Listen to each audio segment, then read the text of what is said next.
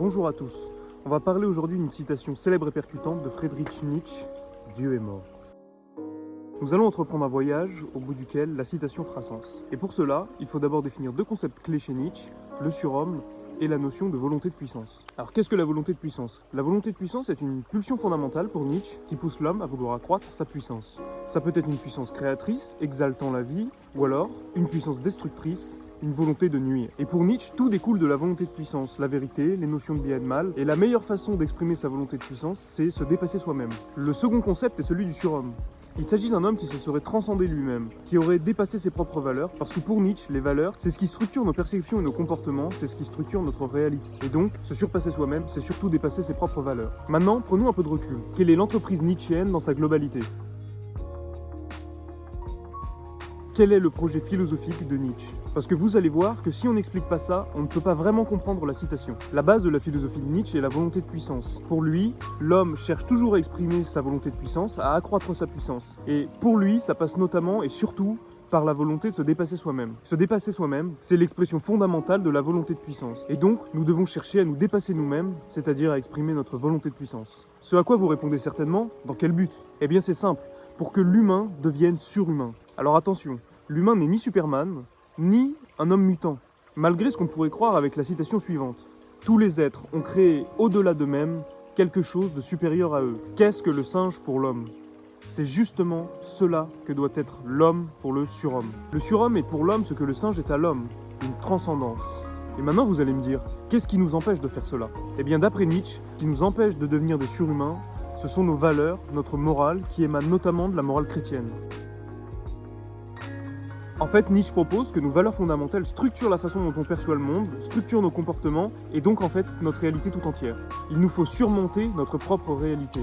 Mais maintenant vous vous dites peut-être, pourquoi devons-nous surmonter nos valeurs? Ne sont-elles pas bonnes, fortes et bien justifiées? Eh bien non, parce que Nietzsche fait une remarque très pertinente, qui est que les valeurs ont une histoire, et qu'elles viennent donc à mourir. Or, nous venons de dire qu'elles structurent notre réalité. Donc ça veut dire que lorsque nos valeurs s'effondrent, notre réalité s'effondre, et donc l'effondrement des valeurs provoque l'effondrement de notre réalité. Il s'agit en fait ici d'échapper au nihilisme. Et voilà le point crucial.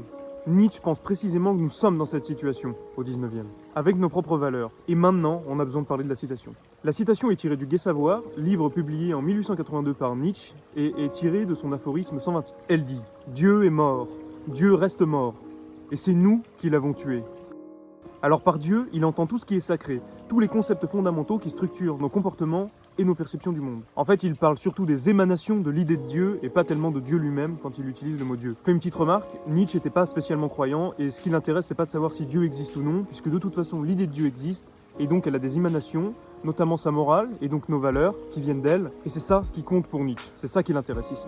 Poursuivons notre voyage. Donc nos valeurs peuvent s'effondrer et faire effondrer notre réalité avec elles, et c'est précisément ce que Nietzsche pense qu'il arrive. Nos valeurs ont commencé à s'effondrer il y a déjà un certain temps, au 19e, et cet effondrement est inéluctable. Et donc, nous sommes amenés à dépasser nos valeurs, c'est-à-dire nous-mêmes, et donc qu'à réaliser l'entreprise nietzschéenne. C'est l'occasion pour nous de devenir des surhommes, exprimant leur volonté de puissance, avec de nouvelles valeurs, centrées non plus autour du bien et du mal, mais autour de la vie, de la spontanéité, de la volonté de puissance. Nous devons mettre l'homme au centre de nos propres valeurs, et non plus un dieu ou une transcendance. Non seulement la morale dominante, chrétienne, est en plein effondrement, mais en plus Nietzsche remarque quelque chose. La morale chrétienne désigne comme mal toutes les expressions de la volonté de puissance. Ceci est pour Nietzsche inacceptable, c'est une négation de la vie au profit d'une transcendance. Nous utilisons nos vies pour autre chose que la vie elle-même. Non seulement cette morale est incompatible avec notre volonté de puissance et nos instincts, mais Nietzsche va encore plus loin. Il soupçonne cette morale d'être une façon de cacher la réalité. Prenons un exemple, l'humilité. N'est-ce pas une façon de cacher que nous n'avons rien de quoi être fiers? La chasteté, n'est-ce pas une façon de cacher notre incapacité à séduire? Notre manque de puissance en fait.